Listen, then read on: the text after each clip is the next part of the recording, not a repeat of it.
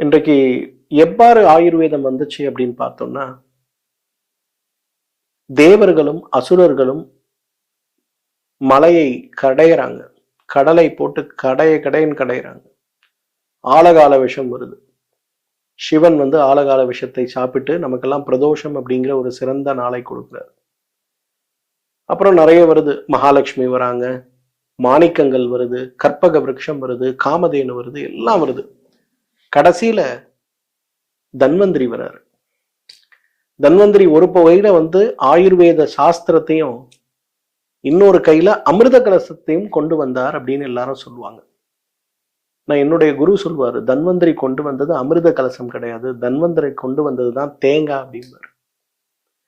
இன்னைக்கு அமிர்தம் அமிர்தம் சொல்லி எல்லாம் நம்ம தேடுறோமே, அந்த அமிர்தம் வேற எதுவுமே கிடையாதுப்பா. அமிர்தம்ங்கிறது தான் தேங்காய். இந்த தேங்காயை அமிர்தத்தோடு தொடர்பு படுத்தக்கூடிய அளவுக்கு தன்வந்திரி கையில் வந்த மிகப்பெரிய ஒரு வரப்பிரசாதம் மனித குலத்துக்கு எதுன்னு கேட்டா தேங்காய் தான்.